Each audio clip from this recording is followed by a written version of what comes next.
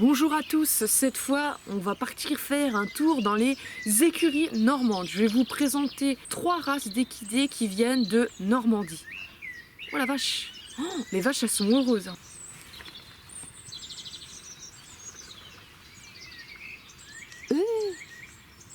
La vie à la campagne, qu'est-ce que c'est de vivre à la campagne? Voilà, c'est des animaux, c'est des petits oiseaux qui chantent, des vaches qui courent. Bref, avant qu'elle ne m'interrompe, on allait, oui, partir à la rencontre du Côme normand. C'est un cheval qui fait environ 1,65 m, qui fait 700 kg et qui est originaire de Normandie. C'est un cheval qui est issu de croisements entre plusieurs races, donc des chevaux normands, des bidés qu'on appelait les bidés, des chevaux barbes et des chevaux arabes. Et ce cheval-là, attention, il n'a pas été croisé à des fins pour la bidoche, la viande, mais plutôt pour des fins sportives. Donc il était utilisé dans les travaux agricoles. En 1912, on comptait 422 étalons Cob et dans les années 20, les races qu'on disait carrossières ont disparu. Malheureusement ou heureusement, je ne sais pas. L'évolution. Le premier studbook qui a été ouvert, c'est en 1950, parce que vous allez voir après qu'il y en a eu un autre qui a été ouvert en 1992. La motorisation, en gros, ça a plutôt fait de lui un cheval de selle. Il a manqué de disparaître parce que si vous voulez, il y a eu tellement de croisements pour essayer de l'affiner et de le rendre... Je suis juste à côté des oiseaux. Il y a eu tellement de croisements génétiques, si vous voulez, pour le rendre plus sportif, que il y a eu des petits problèmes de consanguinité. Je sais qu'en 1980, il a été répertorié comme cheval de trait, mais ensuite, pour renouveler un petit peu la race, ils ont refait des croisements et maintenant c'est plutôt une race qui a été réorientée pour en faire un cheval d'attelage et de loisir. D'où l'ouverture du nouveau studbook en 1992. Passe tout de suite avec le Percheron. C'est un cheval qui fait environ 1,66 m. Il pèse 900 kg. Il est originaire du Perche et c'est une race ancienne. Donc c'est un cheval qui est issu d'une très longue sélection des éleveurs pour en faire un cheval avec des bonnes capacités d'endurance et de rapidité pour l'attelage. Il a été utilisé par la Poste et par les compagnies d'omnibus. D'ailleurs, il a été surnommé le diligencier avant. Il a été aussi utilisé pour les travaux agricoles et aussi sur les lourds chemins de fer où on l'utilisait pour la traction de lourdes charges. Le premier élevage de Percheron a été répertorié le 23 juin 1983. D'ailleurs, il fait partie des chevaux de trait les plus exportés dans le monde.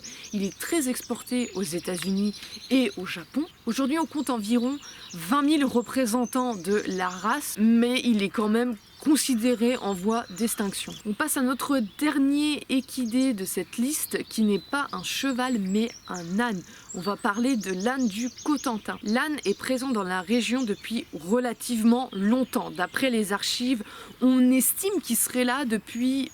pour sûr au moins depuis le XVIe siècle. Mais quand on regarde la topographie de certains noms de villes de la région bas-normande, eh bien ça rappelle un petit peu la présence de l'âne. Par exemple Asnières-en-Bessin et Annelles. Apparemment le nom de ces villes date de 1069, donc vous voyez que ça fait relativement longtemps. On le retrouve principalement dans le nord du Cotentin. Au début du siècle, le département de la Manche, donc le département où il est présent, compte le plus d'effectifs à Saint en France. En 2012, par exemple, il y avait 175 Agnès. Oh purée, ça c'est mon autre vidéo, je m'appelais Annès. Non mais non, c'est pas vrai. Oh, j'en peux plus, n'importe quoi. Hein.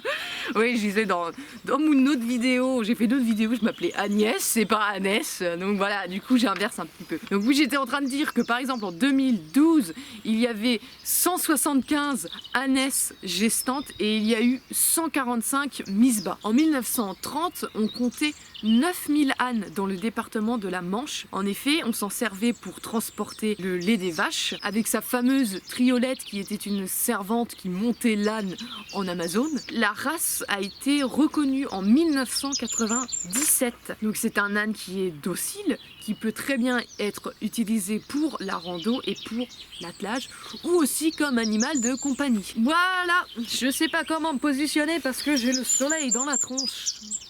Alors lui, il essaye de chanter plus fort que moi, Taï. Il s'impose dans mes vidéos. D'après mes recherches, il y a encore plein de races qui ont des origines de chevaux normands, quoi, enfin bref.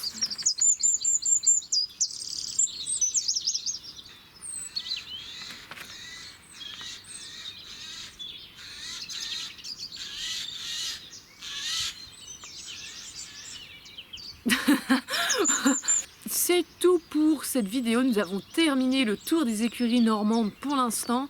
Et je déteste dire ça, mais je sais pas quoi dire d'autre, donc on se retrouve pour la prochaine émission. Allez, salut!